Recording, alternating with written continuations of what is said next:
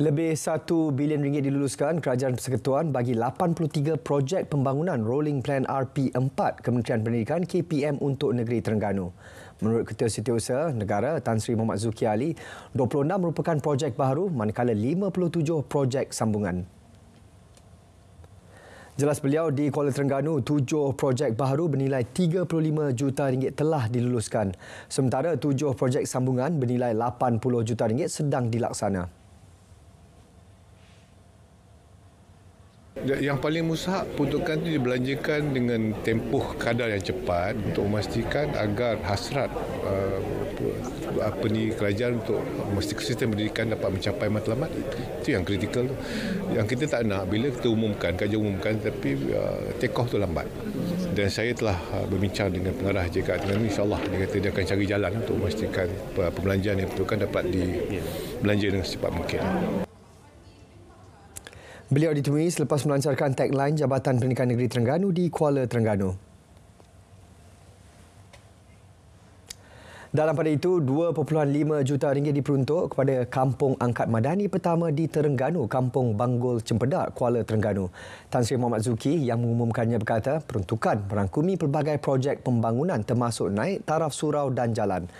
Lokasi ini dipilih kerana berpotensi dijadikan tarikan pelancongan, antaranya aktiviti rekreasi, warisan, kesenian dan pengenalan produk hiliran IKS. Terdapat lebih 200 penduduk di kampung ini yang terlibat dalam bidang pembinaan, pertanian, nelayan dan penternak ikan sangkar. Secara keseluruhannya, RM100 juta diperuntuk di bawah inisiatif ini bagi memperkasa komuniti kampung. Tan Sri Mohamad Zuki turut memberitahu RM50 juta diperuntuk di Terengganu melalui Pejabat Pembangunan Negeri bagi melaksana pelbagai program pembasmian kemiskinan. Daripada jumlah tersebut, RM38.21 juta sudah diluluskan, antara lain bagi tujuan baik pulih rumah miskin dan miskin tegar. Dalam perkembangan lain, Tan Sri Mohamad Zuki berkata tiada keperluan menubuhkan Tribunal Penjawat Awam kerana peraturan perkhidmatan awam dan pekeliling sedia ada memadai untuk pelbagai aspek. Tribunal berkenaan pernah ditubuhkan bawah Akta Tribunal Perkhidmatan Awam 1977 tetapi dibubarkan pada tahun 2000. Rebana Kerching, seni warisan yang popular suatu ketika dahulu di bumi Cik Siti Wan Kembang. Namun ia semakin dilupakan generasi baru. Ikuti laporan disediakan Amirul Hafiz Rosli menyingkap khazanah berusia lebih 150 tahun yang kini diambang kepupusan. Dek tahu tak berkenaan dengan seni warisan Rebana Kerching? Rebana Kerching? Kalau rebana tu tahulah, tapi rebana Kerching ni tak tahulah pula. Adik tahu tak berkenaan dengan seni warisan masyarakat Kelantan ni, Rebana Kerching? Rebana Kerching? Tak pernah dengar lagi. Tak pernah dengar lagi Rebana Kerching? Untuk. Okey, adik pernah dengar tak berkenaan dengan Rebana Kerching? Rebana Kerching? Tak pernah dengar apa. Tak pernah dengar? Tak. Itu antara reaksi yang dilontarkan generasi muda di Kelantan, khususnya apabila saya bertanya perihal seni warisan Rebana Kerching. Dan rata-rata di antara mereka seolah-olah tidak tahu bahawa seni yang unik ini sudah wujud di negeri Cik Siti Wan Kembang sudah hampir 2 abad lalu. Dan di kampung Laut Tumpat inilah tempat lahirnya seni warisan unik Rebana Kerching. Harun Hassan atau lebih mesra disapa Pak Su Harun merupakan penggiat seni Rebana Kerching. Anak jati Kampung Laut berusia 78 tahun ini mempelajarinya seawal usia 10 tahun.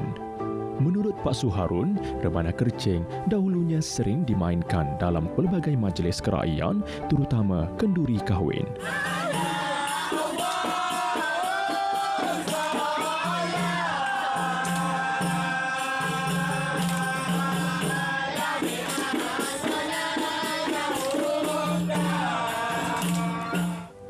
Rebana Kerching dibawa masuk ke tanah Melayu oleh pedagang Arab sebelum diolah dengan elemen kemelayuan.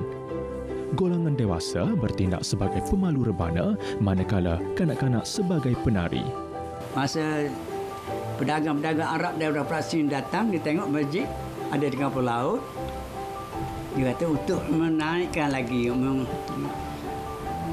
kepada anak-anak kecil ini supaya minat kepada agama, minat kepada Islam, yang mengadakanlah permainan Rebana Kerching ini. Bagaimanapun, kumpulan tarian Rebana Kerching di Kampung Laut ini dipercayai satu-satunya yang masih wujud di dunia. Justru Universiti Malaysia Kelantan UMK tampil dengan pelbagai inisiatif untuk memelihara khazanah itu agar tidak pupus di telan zaman. Ini satu kebaikan juga lah.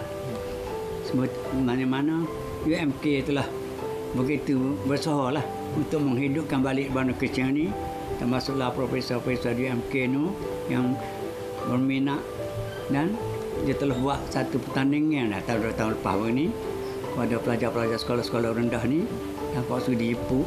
Begitu juga dengan duta Amerika pada Jepun. Inisiatif lain termasuk penyelidikan dan dokumentari. Usaha itu turut mendapat perhatian Kedutaan Amerika Syarikat yang menaja dana penyelidikan UMK. Nantikan kupasan lanjut Rebana Kerching, khazanah seni yang semakin pupus dalam siri 2 esok.